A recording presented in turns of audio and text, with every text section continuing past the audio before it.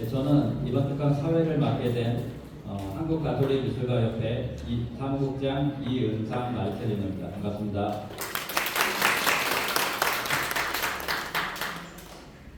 네, 오늘 특강은 서울대교구 문화홍보국에서 주관하고 또 한국가톨릭미술가협회에서 주관하는 행사로 저명한 건축가 김창수 라펠 선생님을 모시고 특강을 진행하게 됐습니다. 먼저 시작 기도로 선종하신 프란치스코 교황님을 추모하기 위한 기도를 바치고 시작하도록 하겠습니다. 성부와 성자와 성령의 이름으로 아멘. 지극히 인자하신 아버지, 저희는 그리스도를 믿으며 살다가 이 세상을 떠난 모든 이가 그리스도와 함께 부활하리라 믿으며 교황 프란치스코를 아버지 손에 맡겨드리나이다. 교황 프란치스코가 세상에 살아있을 때 무수한 은혜를 베푸시어 아버지의 사랑과 모든 성인의 동공을 드러내 보이셨으니 감사하나이다. 하나님 아버지, 저희 기도를 자애로이 들으시어 교황 프란치스코에게 천국 낙원의 문을 열어주시고 남아있는 저희는 그리스도 안에서 다시 만날 때까지 믿음의 말씀으로 서로 위하며 살게 하소서. 우리 주 그리스도를 통하여 비나이다. 아멘. 성부와 성자와 성령의 이름으로 아멘.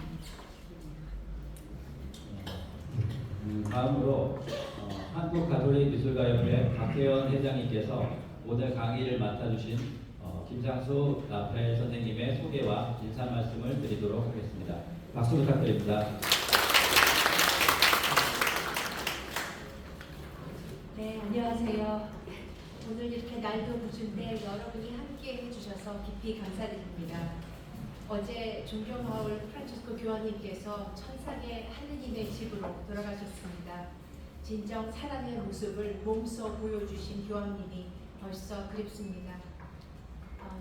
오늘 저희 미술가들은 지상에 있는 하느님의 집인 성당 건축, 특히 유럽 현대성당 건축을 중심으로 살펴보는 시간을 준비했습니다.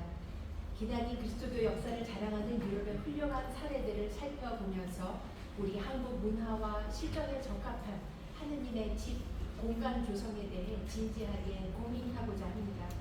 교회 공간의 본질인 전례에 부합한 아름다운 하느님의 집의 여러 사례를 살펴보도록 도와주실 귀한 분을 모셨습니다.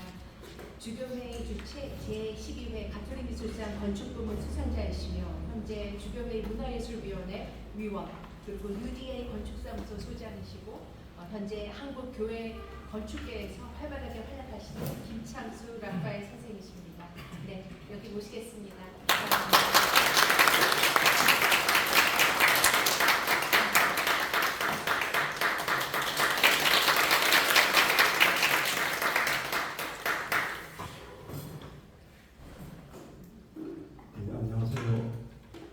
방금 소개받은 김창수 라파엘 건축가입니다.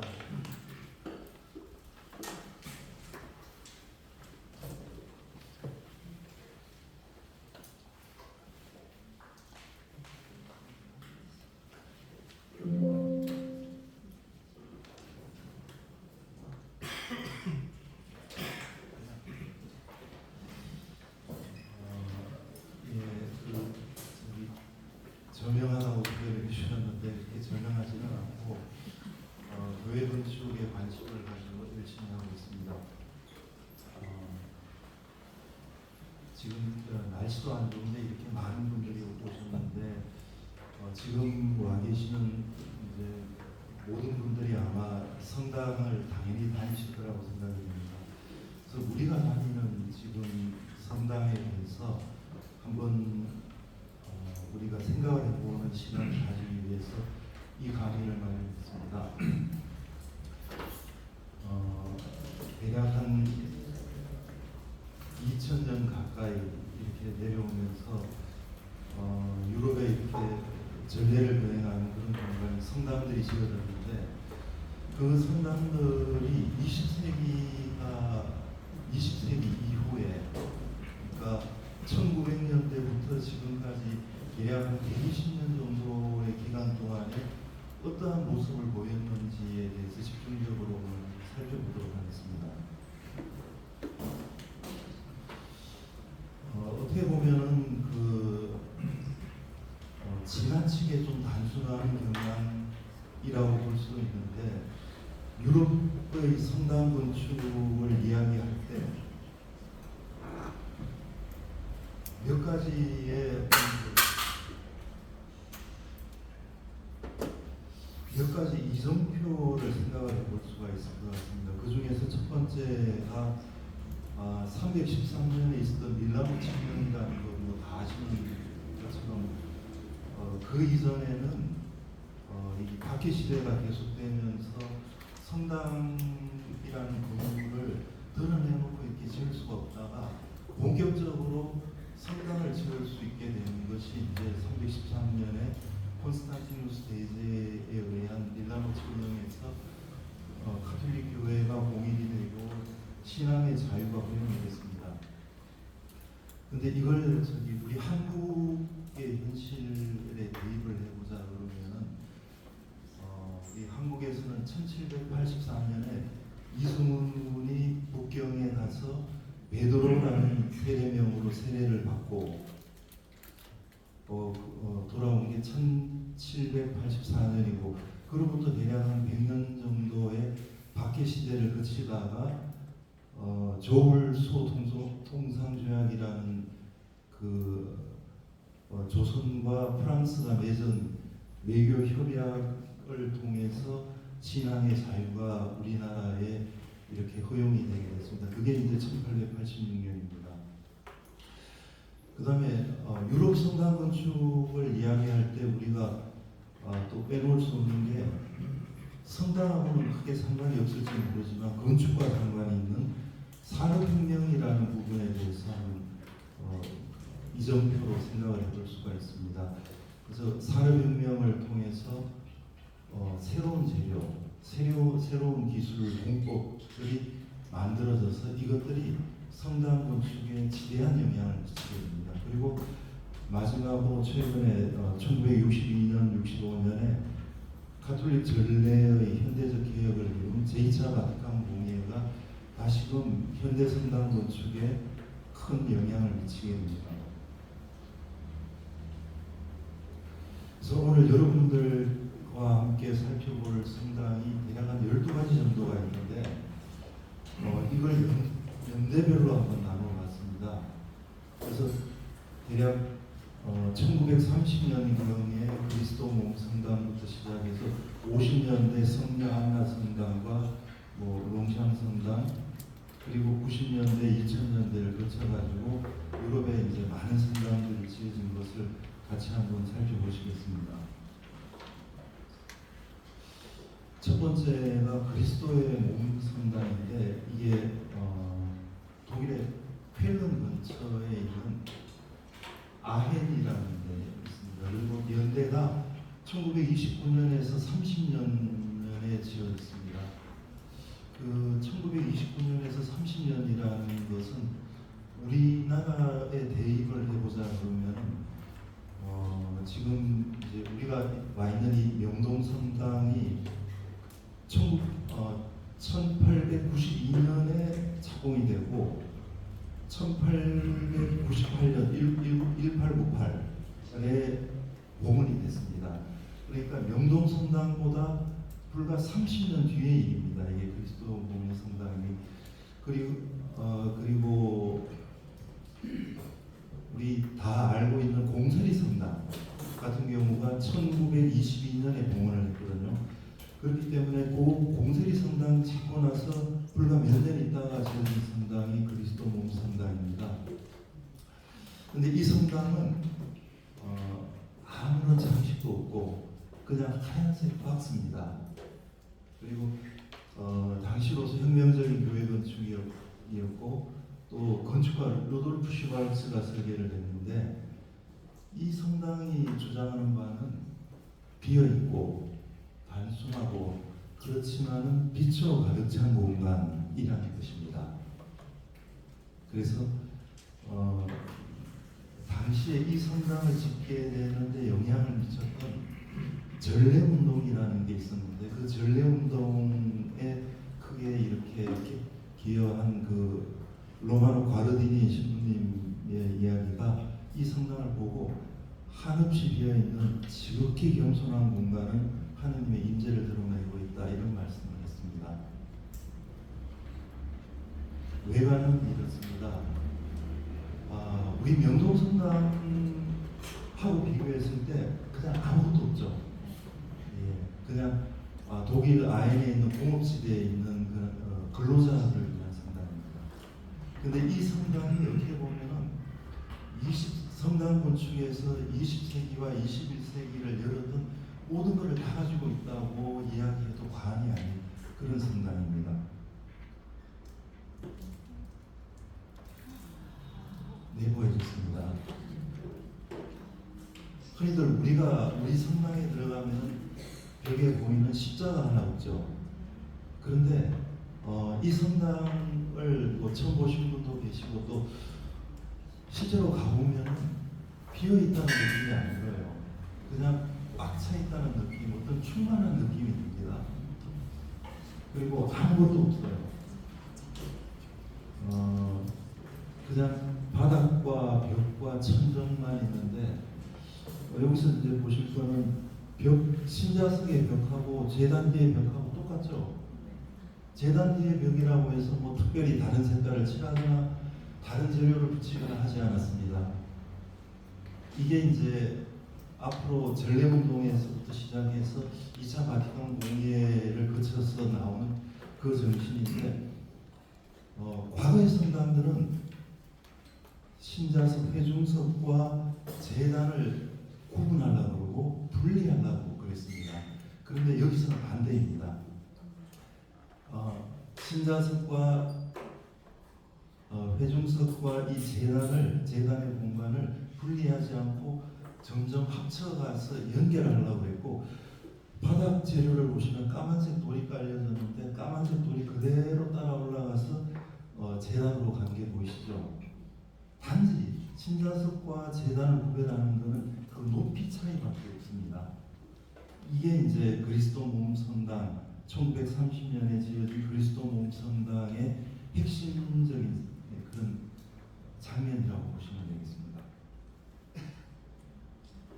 그 옆쪽에 보면은 또 높이가 낮은 평을 이상한 공간이 있고요. 저기 저 까맣게 보이는 것들이 고해소입니다. 중간에 기둥 같은 게 하나 있는데 기둥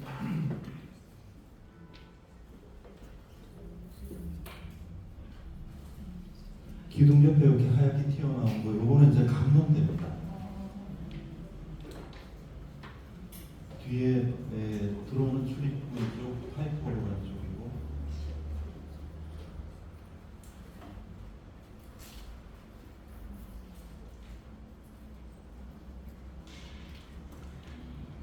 평일 미사하는 부분에 있는 의자들, 저 의자들도 바닥 색깔하고 맞춰져 보이죠. 그죠?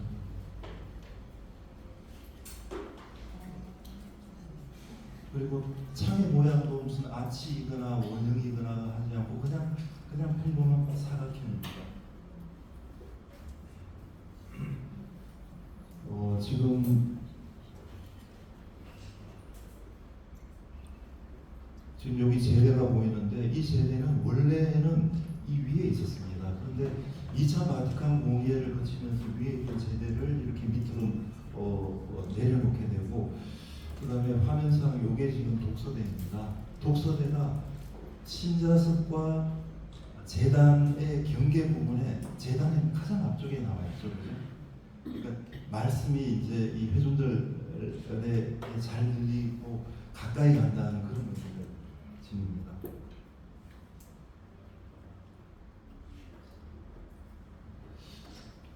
지금 이 성당을 설계한 건축가는 루돌프 슈발츠라는 사람인데, 이분이 사실은 어떻게 보면은 현대 성당 건축의 거의 뭐 음악으로 치면은 바 정도 되는 분이라고 이해하시면 좋을 것 같습니다. 이분이 성당 건축에 관하여라는 어떤 책을 1938년에 썼고 이게 이제 영어로 이렇게 육화된 성당, The Church Incarnate라는 영어로 번역된 이런 책을 쓴 그런 분인데 여기에 그 성당 건축에 관련된 그 6가지의 표면 모형을 제시를 했습니다.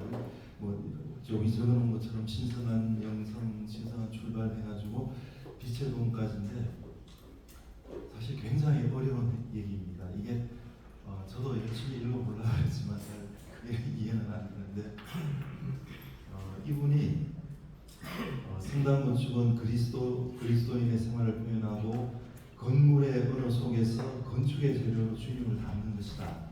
이렇게 말씀하셨습니다. 그리고 조금 전에 이제 전례운동 말씀드렸는데 전례운동은 1차 대전 후에 교회 쇄신이 일어났던 이제 프랑스에서부터 시작해가지고 그 베네딕토 수도회에 관련해서 일어났던 교회 쇄신 운동입니다. 그래서 이 전례운동의 목표가 모든 신자들이 전례를 정확히 알고 능동적이고 적극적으로 참여하는 것을 목표로 했습니다. 그래서 이런 전례운동의 이런 움직임이나 정신은 그대로 62년, 65년의 바티칸 공의에 그대로 수용이 됐습니다.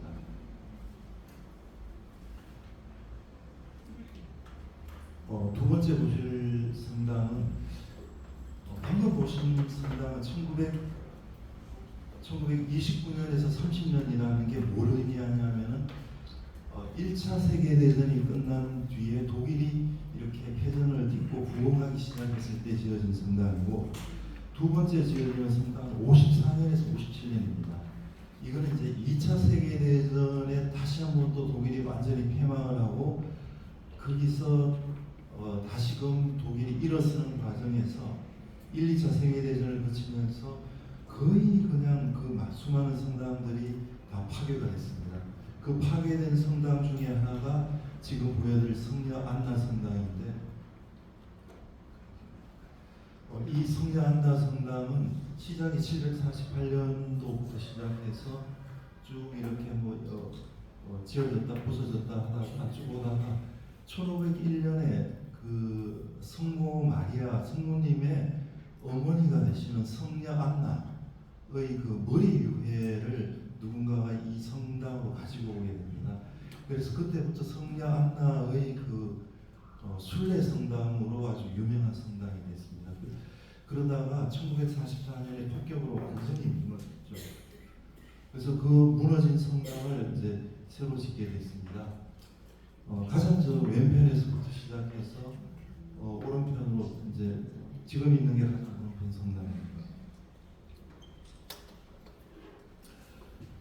평면이 이렇게 생겼는데 지금 저 루돌프 슈바르츠가 신자들을 세 그룹으로 나눴습니다. 많은 신자 해가지고 주일에 오는 신자, 적은 신자에서 주중 평일사에 오는 신자, 그 다음에 순례자 해가지고 나눴는데 지금 이 부분이 순례자를 위한 순례자 청남, 경당 부분이고 여기가 회중석입니다. 주일 미사 공간이고 제대고 그 다음에 그 평일 미사 공간으로 돼 있고 이 부분이 그 성녀 안나의 머리 위에가 있는 부분입니다.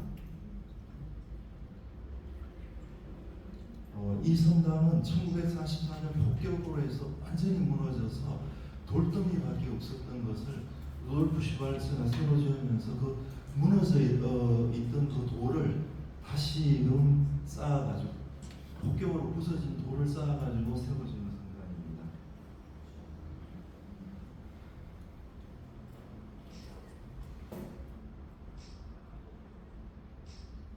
여기가 이제 순례자 청랑이라는 데고 지금 보시는 게 여기가 세례대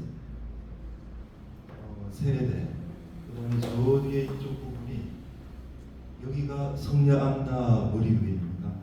그리고 저 밝게 보이는 부분이 회중석이고 그래서 순례자 청랑은 좀 어둡고 회중석은 밝은데 어둠을 뚫고 밝은 데로 이렇게 나간다 하는 그런 느낌을 받았다고 합니다.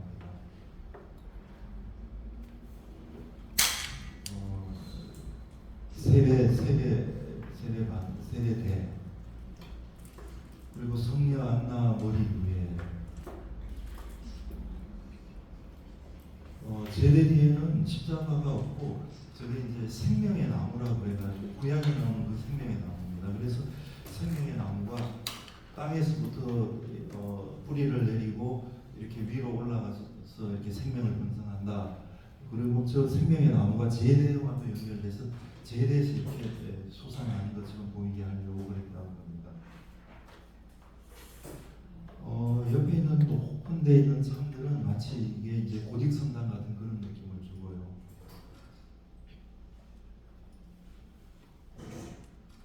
이게 생명의 나무 창에다가 그 알라베스트라고 하는 그 대리석 조각을 끼웠습니다.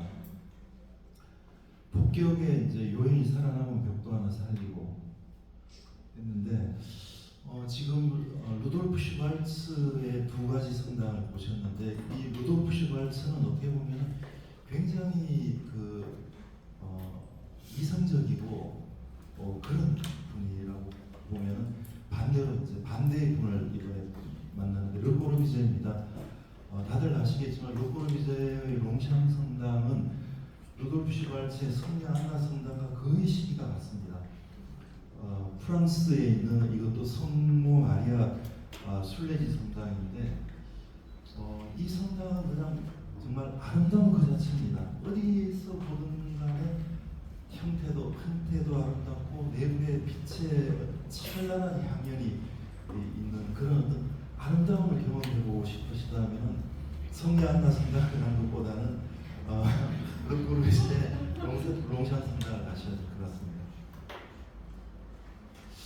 근데 이제 곁에 계신 분님을 이게 언급을 안 할 수가 없는데 이게 르꼬르비제는 비신자입니다. 가톨릭 신자가 아닌데도 르꼬르비제한테 이 롱샹 성당의 설계를 맡기고 또 라뚜레트 수도원의 설계를 맡겨서 그 비신자인 그 르꼬르비제가 자기가 죽고 나면은 하룻밤 그 라뚜레트 수도원 성당에서 하룻밤 있다가 가게 해달라고 해서 그렇게 실제로 된 그런 일이 있습니다. 그래서 비신자한테도 이렇게 성당이라든가 이런 설계의 문을 열어야 된다, 뭐 이런 말씀을 하셨습니다.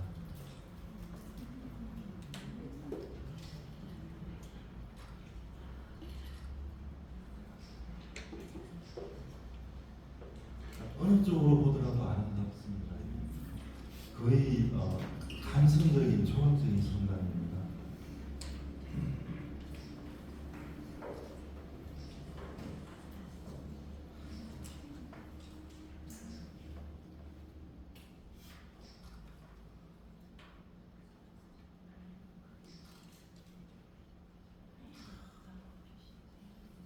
실제로는 이 사진보다도 멋있습니다.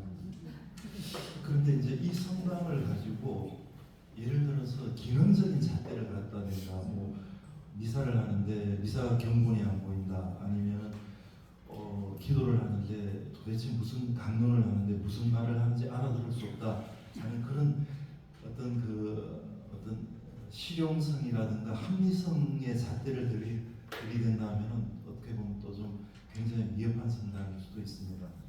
그렇지만은 느낌으로서의 성당 공간, 어떤 하느님에 대한 체험 같은 것을 성당 공간이 줄 수 있다 그러면 이 성당만큼 훌륭한 성당은 없을 것 같습니다.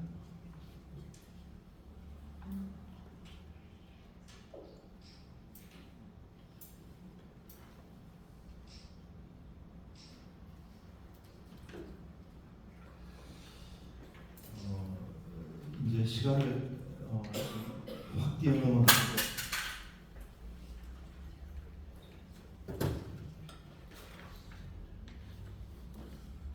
1990년대로 넘어가겠습니다. 그러니까 1차 세계대전, 2차 세계대전 이후의 성당들을 보셨고, 그다음에 그 전쟁이 끝난 다음에 한참 지나서 유럽에서 이제 어떤 어떻게 보면은 루돌프 슈발츠부터 시작했던 그런 전통들이 쭉 이어지는데 제가 오늘 가지고 온 성당은 제가 어떤 특정한 어떤 목적을 가지고서 취사 선택을 한 건 아니고 유럽에 있는 그냥 일반적인 성당들이 다 이렇습니다. 우리가 다니는 성당하고는 조금 결이 많이 다르죠. 그런데 실제로 이렇습니다.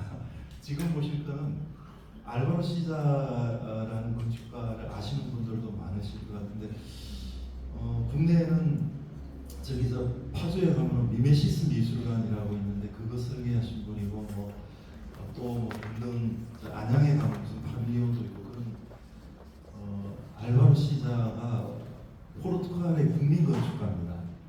이 포르투갈 국민 건축가 알바로 시자가 포르투갈의 두 번째 도시가 리스본 다음에 포르토인데 포르토에서 1시간쯤 떨어진 시골 마을에 지은 성당입니다.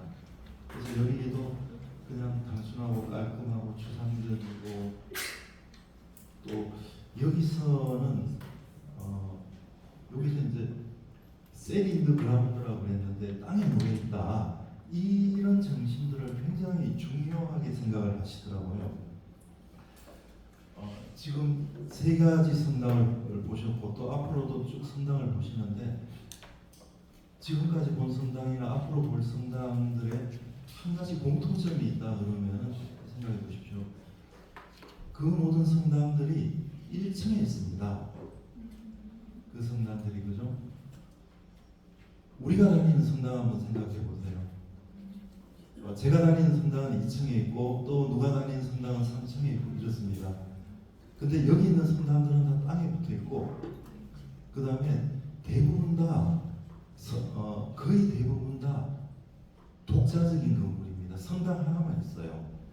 근데 우리가 다니는 성당 한번 생각해 보십시다. 우리가 다니는 성당은 제일 먼저 들어가면은 성당 로비가 나오고 본당 사무실이 나오고 카페가 나오고 화장실이 나오고 또 회합실도 나오고 또 그 위에 또 사제관도 있고 또 무슨 식당 강당도 있어야 되지 그 밑에 지하 주차장까지 있어야 되고 그러다가 이제 맨 위에 성당이 있고 이런 건물이죠. 그런데 여기 있는 성당은 보셨다시피 딱 성당 하나밖에 없습니다.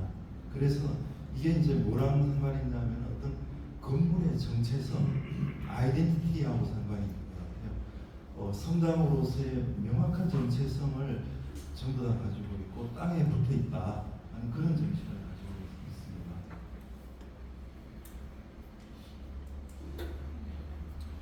그리고 이 작가도 텅 비어 있는 교회, 벌거벗은 채 새하얀 모습, 그것이 그리스도 교회의 훌륭한 공공이다 이렇게 이야기를 하고 있습니다. 외관은 이런데 아까 처음 보셨던 그 그리스도 몸의 성당하고 조금 다른 거는 지금 보시는 게 동정면인데 제대 뒷벽입니다. 저희가 이제 조금 곡선면이 됐다는 거 말고는 뭐 어떻게 보면 크게 다를 수 없겠죠.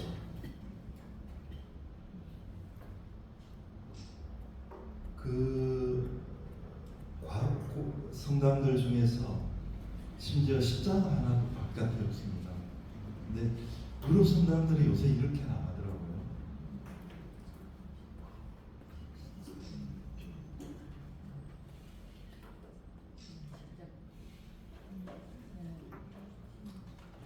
이제 저 가운데 보이는 문인데 저 문이 높이가 거의 한 10m쯤 됩니다.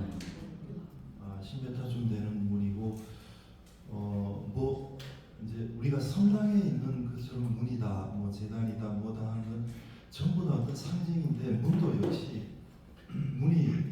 문이라는 게 예수님 그리스도의 상징이죠. 나는 문이다. 누구든지 나를 통하지 않고서는 들어갈 수 없다. 뭐 이런 말씀을 하신 것처럼 그리고 저 문은 이제 우리 인간적인 규모, 인간적인 스케일의 문이 아니고 굉장히 어떤 하나님의 스케일에 가까운 하여튼 그런 문을 만들려고 했다고 합니다.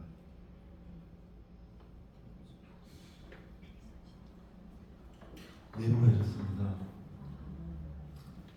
물론 그 어떻게 보면은 이제 뭐 비어 있다, 아니면은 백색이다, 아무런 장식이 없다 하는 것은 그리스도 몸의 성당과 유사하다고 볼 수가 있겠지만. 여기는 성모 마리아 성당입니다. 그래서 성모 마리아의 어떤 느낌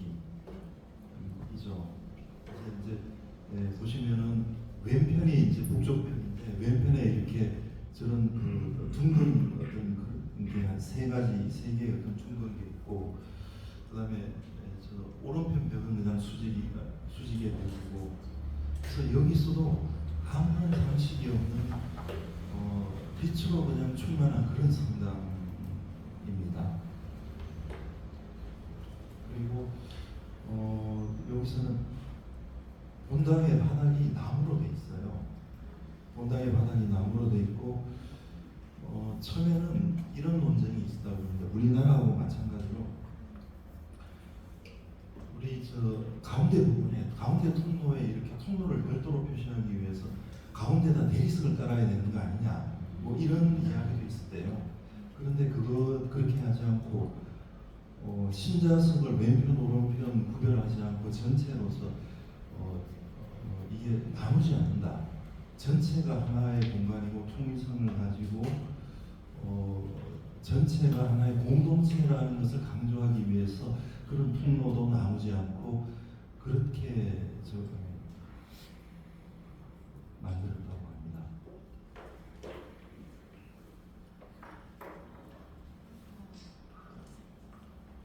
제대는 그냥 하얀색 통으로 된 대리석 하나, 그 다음에 감실, 제대 이런 것들도 여기 작가 얘기가 땅하고 이렇게 붙여놓고 싶었다, 이게 떨어뜨려 놓고 싶지 않았다, 그런 얘기가 있습니다. 그 다음에 지금 여기 보시면 성모님상, 성모님상이 신자석을 안 보고 있죠. 그래서 아직 여기 있어요. 보이시죠?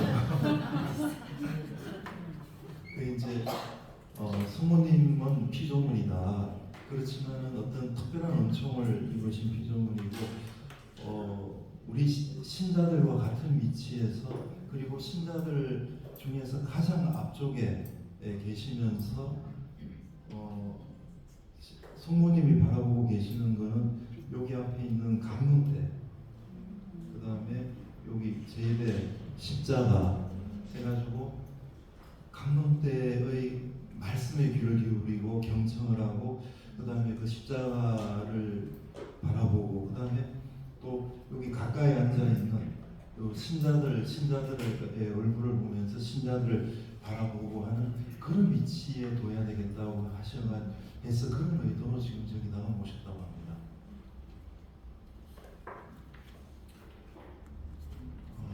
이렇게 좀 여성적인 그런 공면의 벽에서 고창 북쪽에 있는 높은 창에서 이렇게 빛이 들어오고, 저 빛은 직사광선이 아니기 때문에 은은한 그런 광선들이 저 공간을 가득 채우고 있습니다.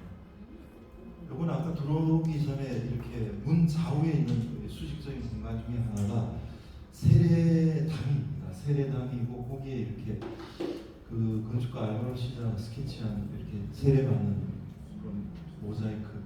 원래 이 포르투갈이 이 모자이크라든가 타일에 굉장히 그 유명한 그런 나라입니다. 그 밑에 있는 세례대인데, 이 세례대가 좀 특별한 것은 보시면 이렇게 물이 흐르고 있죠. 그냥 이렇게 물이 담아져 있는 게 아니고, 그래서 여기 이 성당에 앉아 있으면은 어디서 물이 흐르는 소리가 나요. 이게 무슨 소리지 하고 가보면은 여기서 이렇게 물이 흐르고 있습니다. 그러니까 이제 여러 가지 뭐 구원의 물이 될 수도 있고 세례의 물이 될 수도 있고 저런 물이 흐르고 있고 그렇습니다. 근데 이 성당이 좀 한 가지 고약한 게 한 가지가 있는 게, 이 성당은 들어가려면 입장료를 내야 됩니다. 입장료가 5유로예요. 근데 그 5유로인데 딱 30분만 보게 하고 쫓아냅니다. 그리고 30분 보는 동안에 사진도 못 찍게 하고. 그래서 이제 저도 다 아시는 우리 평화신문에도 연재를 하고 하셨던 김광현 교수님 아시죠? 김광현 교수님이 이 성당을 보기 위해서 여기 가셨는데 입장료 5유로를 달라고 해가지고 팔을 내시면서 나는 돈 내고서는 성당 절대로 못 들어간다 하고 그냥 돌아오셨대요.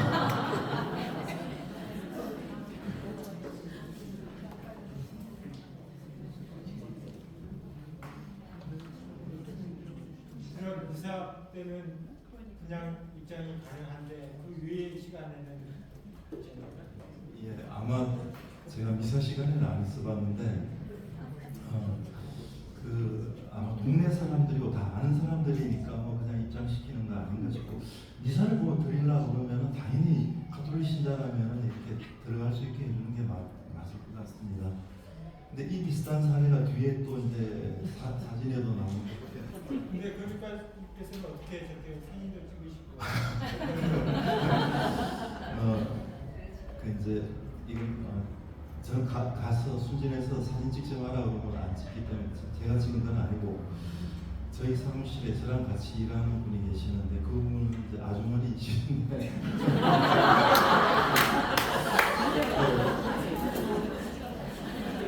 할머니 안 볼 때 몰래 찍어서 몰래 찍어서 저를 주셨어요. 잘 찍으셨네요. 네, 사진을 좀 잘 찍었어요. 이 사진 빼고 오늘 보여드린 사진의 거의 100%는 다 제가 찍은 거예요. 다음에 90년대 말부터 2000년대 초까지 이렇게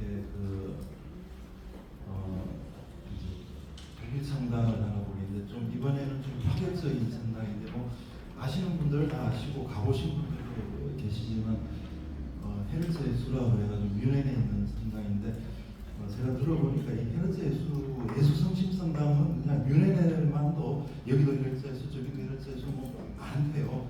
그 중에서 이제 그 중에 하나이고 이 성당은 좀 파격적인 성당입니다.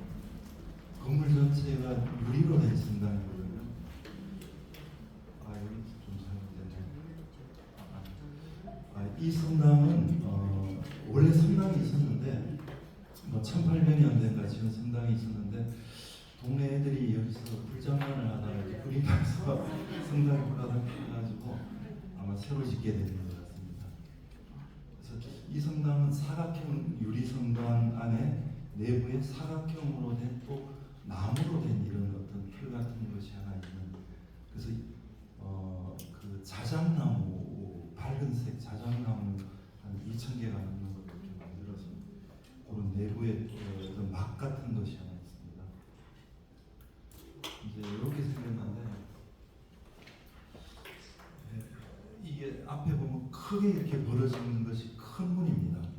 근데 이 큰 문을 매일 이 큰 문을 열 수가 없기 때문에 이 큰 문은 뭐 높이가 거의 7, 8m, 10m 이런 문인데 또 가운데 있는 작은 문을 이제 평상시에 열고 들어갑니다. 그래서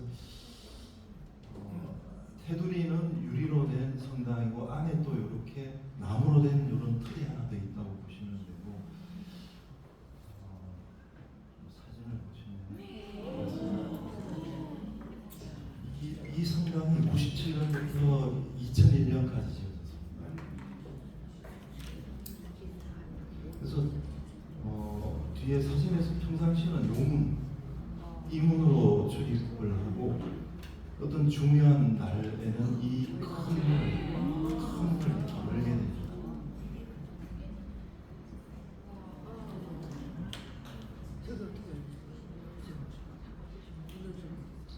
우리도 이런 성당 한번 지어보면 어떨까요? 나쁘지 않겠죠? 네.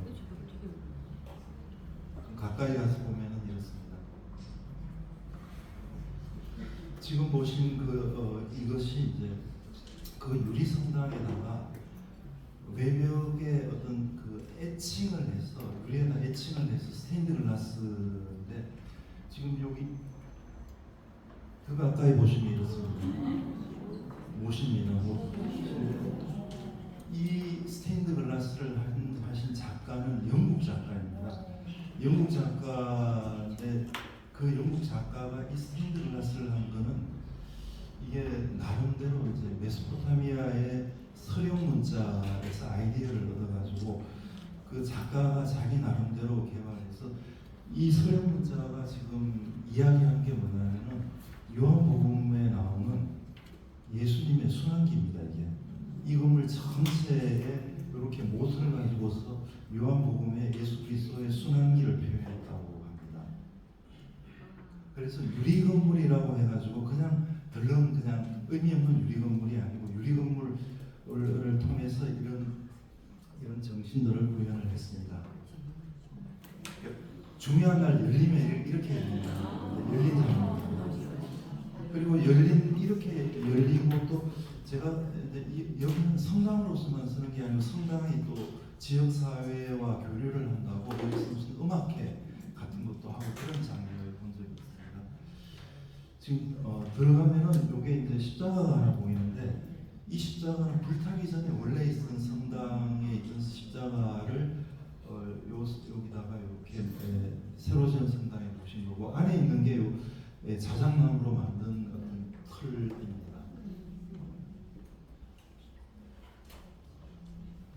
실제로 미사 시간에 이렇게 하나 찍은 건데 미사하는 장면이고 뒤에 측면에 있는 것은 자작나무로 만든 이런 패널이고 이 패널은 바깥에서 들어오는 빛을 이렇게 반사시키고 필터링 시키는 역할을 하고 또 바깥이 직접적으로 보이면 안 되기 때문에 그런 장면들에 대한 어떤 그런 보호 역할도 하고 그리고 제대 뒤에 있는 거는 이게 가는 구리 철사입니다. 구리 철사를 가지고 이렇게 발처럼 만들어 가지고 그걸 두 겹으로 이렇게 겹쳐 가지고 방향을 다르게 해서 이따 보시면은 이게 이제 이렇게 십자가가 은은하게 보입니다.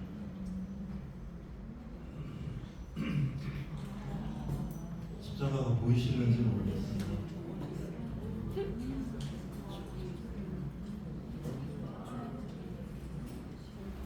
그래서 보셨다시피 어느 성당 하나 할 것 없이 거의 공통적인 주제 지금 5개째지만 공통적인 주제가 하나 있습니다. 이 주제는 성당 건축의 주제는 어떻게 보면 빛입니다. 빛을 어떻게 구현하느냐의 문제라고. 그 다음에 이 성당에 좀 특이한 게 하나 있어요. 바닥에 이렇게 뭐 하나 보이시죠? 이게 이제 바닥에 다른 성당에서는 볼 수가 없는데 다시 좀 뒤로 돌아가서 보시면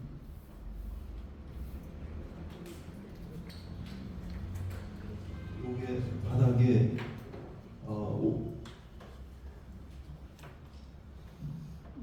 이런데 여기 1개, 2개, 3개, 4개, 5개 바닥에 오상을 표현했어요. 예수님의 오상을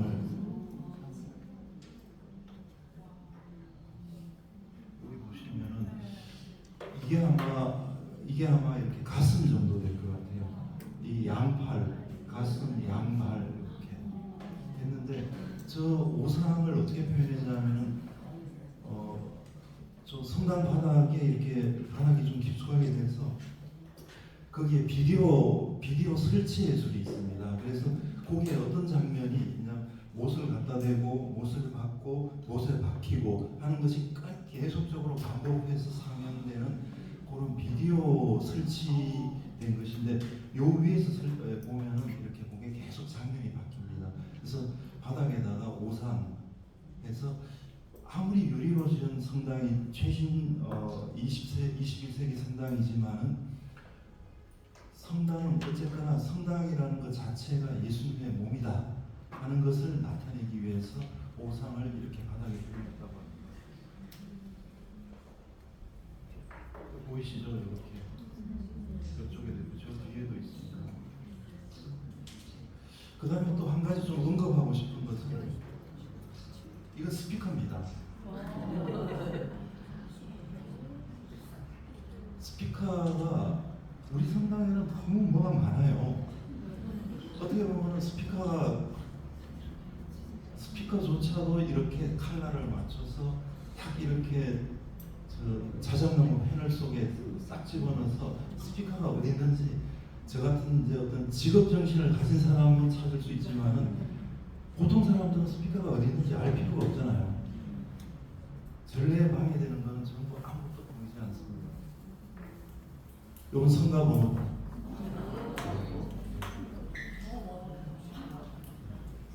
보이시죠?